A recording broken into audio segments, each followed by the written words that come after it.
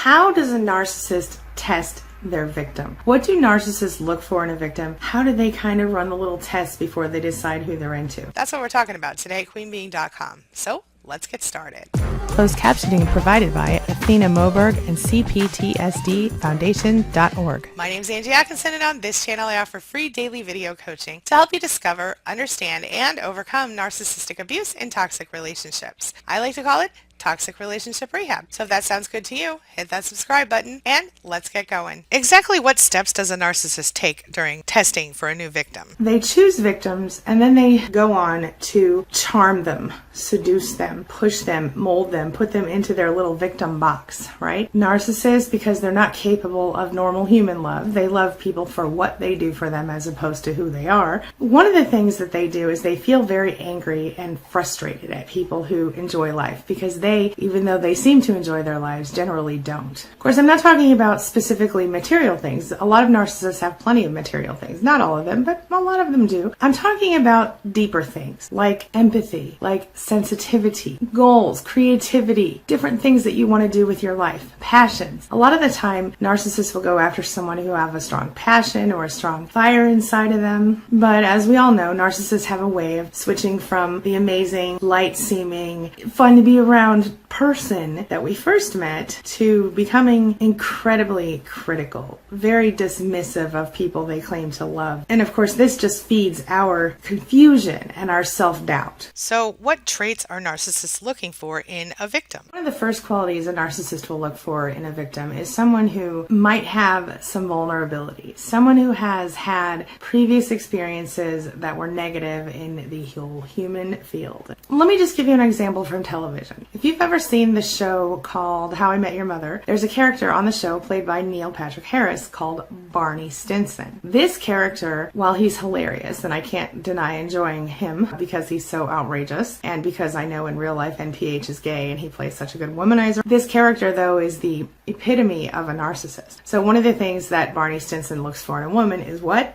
Daddy issues. Which ironically, Barney himself has daddy issues. As the show goes on, this is revealed to the audience. He looks for a woman who has been broken, had issues in the past because of something with her father. And then he comes in and swoops in and does his whole narcissistic love bombing thing, although his are shorter efforts, usually because he's a womanizer. So the thing that you have to know is that people who are attractive to narcissists often have some underlying issues like that. Parent issues, or they've been bullied in school or something like that, and this has caused them to become very sensitive people and has caused them to want to please the people they do care about. And often, because people who have been treated this way may find themselves kind of downgrading from what they could have, if that makes any sense. So a narcissist sees someone who's vulnerable emotionally because of previous abuse as someone who is easier to glom onto, and they can sort of temporarily help raise that person's self-esteem while at the same time in their minds kind of getting in on somebody who's really too good for them. But the victim thinks they're not too good because they've been abused and taught otherwise. Does that make sense? But why do we fall for it then? Because we doubt our worthiness. It's because we don't believe that we are good enough or that we are worth anything that they are able to get to us. It's what makes us vulnerable to narcissists. The next quality that I'd like to share with you is how, when a narcissist is trying to choose a victim, they're looking for someone who is going to be dependable, someone who's going to always be ready to help them anytime they need it. So people who are prime choice victims, they are people who tend to be joiners or helpers. You know, if they see somebody in pain,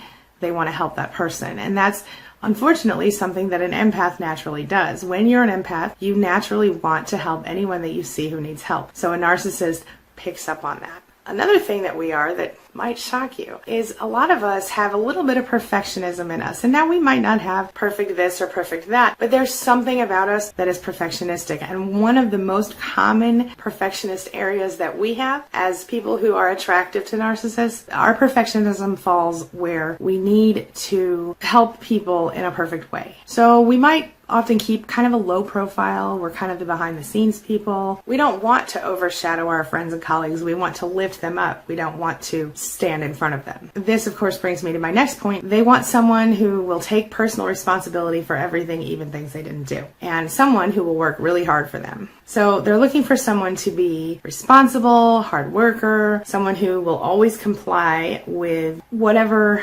assignment they get from the narcissist. So they might test you in little ways. Like they might be like, oh, here's $20, go to the store and get me this, that, or the other thing. And if you go, oh, don't worry about it, I got it. Number one, you passed the little narcissist test because you're willing to spend your own money. Number two, you don't even think about the fact that they just ask you to go to the store when you just told them you worked all day and your back hurts. You know what I'm saying? So that kind of stuff. And then the last quality that I'm going to share with you today is kind of surprising, but it's true. Above average intelligence. Yeah, they look for the smart people. How about that? And on the same token, they look for good-looking people. Now, I know you're like, I'm not good-looking. Well, you know what? You are good-looking, and even if you don't think that you're good-looking, someone does. Narcissists look for very smart, intelligent, bright lights. They look for people who are very skilled, very trained, very focused. People who, have enthusiasm. People who are passionate. People who have a lot to say, a lot to do. People who other people are attracted to, okay?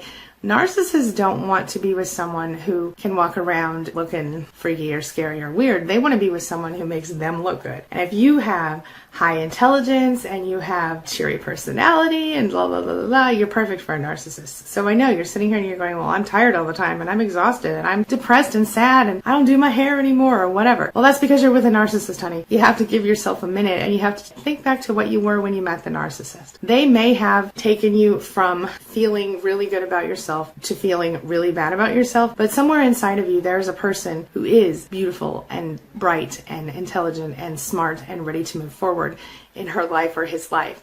And if this is you, this is why you were chosen by the narcissist. You have to remember, narcissists are always looking to feed their ego. They want attractive people. They want to get a prize or a trophy person. They have very little respect for weakness. And honestly, they have no interest in someone that just anyone could get their hands on. They want someone that they have to reach up to get. They don't want to reach forward. They don't want to reach down. They want to reach up. Do you understand what I mean? Narcissists are always looking for a better supply, even when they found someone amazing. That's not your fault. It's nothing to do with you. It's not that you're not a good supply. It's just that maybe you have too much independence for them, too much self-respect. The narcissist needs other people to be envious of the person they obtain as their supply. That's why a lot of times they come on real strong in the beginning. And they offer you this romance like you've never seen before. It's the love bombing phase. And that's why a lot of times when you get with a narcissist, one of the things that you hear over and over again is, oh my God, they're too good to be true, because they are, my friend.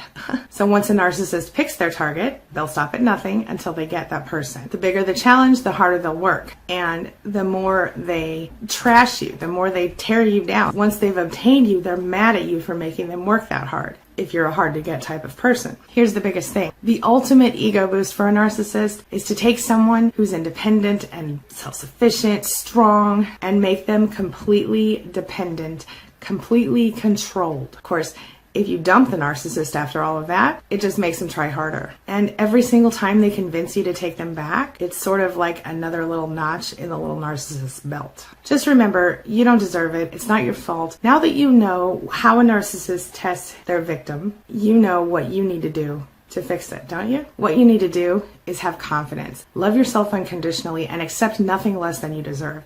If you don't know what you deserve, sit down and think about it for a while and try to figure out what your deal breakers are in a relationship. What will you accept? What will you not accept? That's the question of the day. The question of the day is, what are your deal breakers going to be from now on in a relationship with a person, so that you know for sure that you're not allowing yourself to be taken advantage of or abused? share your thoughts, share your ideas, share your experiences in the comment section below, and let's talk about it. Really quickly, I just want to offer a shout out to my channel members. I love you guys. Thank you so much for being part of my mission and helping me get a little further with helping people discover, understand, and overcome narcissistic abuse in toxic relationships. It just means more to me than I can say. Thank you so much, sincerely. My amazing channel members include Angela, Susan, Roxanne, Debbie, Lorenzo, Life's Revival, Trisha, James, Marlene, Jen, Sarah Lee, Delilah, Boku, Paul, Janet, Pierlala, Laura, Charlie, Linda, Bible News Radio, Angel, Carrie, Beautiful Purpose, Alice, Cherie, Phoenix, Linnell, Marcia, and Lynn. Thank you so much. Again, I just want to say thank you so much for hitting that join button. Your support really does mean a lot to me. Thank you again. All right, that's all I've got for you right now, but as always, thank you so much for being a part of my day and a part of my life, and hey, thanks for letting me be a part of yours. It really does mean a lot to me. Now, before I go, make sure you take a look at the videos I'm leaving for you over there and right there, and while you're here, hit that subscribe button so we can stay connected and continue on this healing journey together. I'll see you soon.